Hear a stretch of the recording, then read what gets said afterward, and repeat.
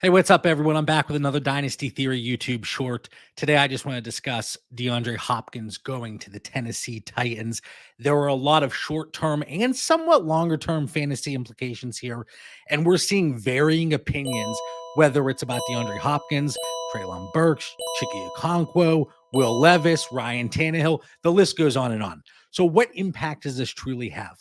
First, I want to look at DeAndre Hopkins. If you have DeAndre Hopkins on your roster, it didn't really matter where he landed because you could tell yourself a story. He goes to the Tennessee Titans. Yes, they have a lower amount of targets, most likely, to go around when you compare the Titans as a landing spot to most other options that were available, even including the New England Patriots with Mac Jones. But like I said, you could tell yourself a story of how this is going to be okay for DeAndre. You look at the Tennessee Titans, they are going to have a very concentrated target share. I mentioned some of the names earlier, but we're going to be looking at DeAndre Hopkins, Traylon Burks, Derrick Henry, a little bit out of the backfield. We know that he can help in the receiving game when necessary and when called upon, and then Chigi Okonkwo. So really, this is the type of offense, despite the lower volume, that we really don't mind DeAndre Hopkins landing in. And you could sit there and say, and some of the takes are out there, that the Tennessee Titans, this is where aging veteran wide receivers go to die. You look at Julio Jones, you look at Robert Woods, Randy Moss, all the way back when.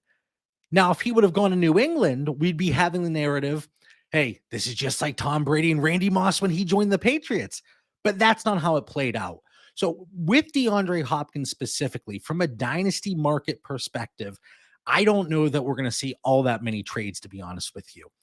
This is one of those situations where if you have DeAndre Hopkins on your roster, like I said, you could tell yourself a story of why this is going to work out. And no matter where he landed, because it's a change of scenery, it's just different. And in the dynasty community, if there is anything that changes, there is a little bit of hype surrounding that. So you're going to have an elevated price if you have Hopkins on your roster.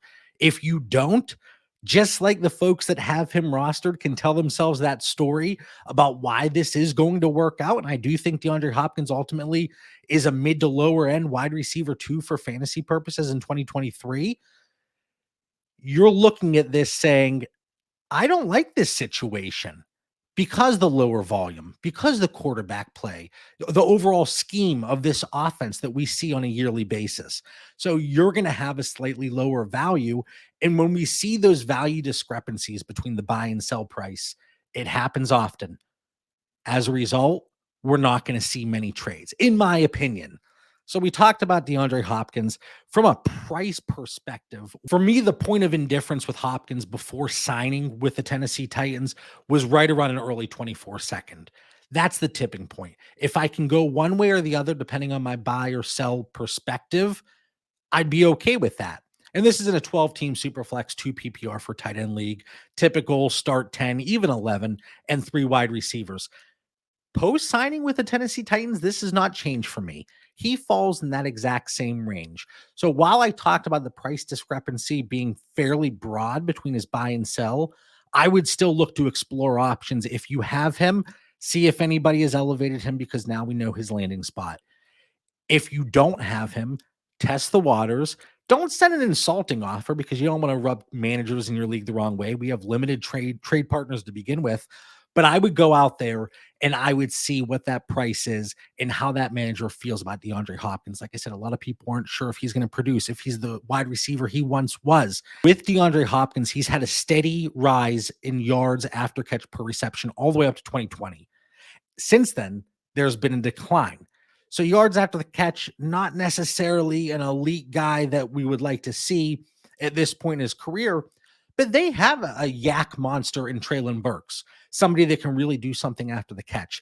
DeAndre Hopkins, I think we're going to see a lower ADOT. We're going to see about a 12 yards per reception here in Tennessee, but he is still a wide receiver that is garnering and earning targets on a per route run basis.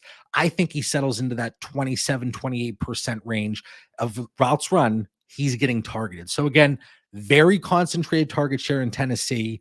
And as long as Ryan Tannehill does not completely crap the bed, and he is somewhat efficient, we're going to see production from DeAndre Hopkins.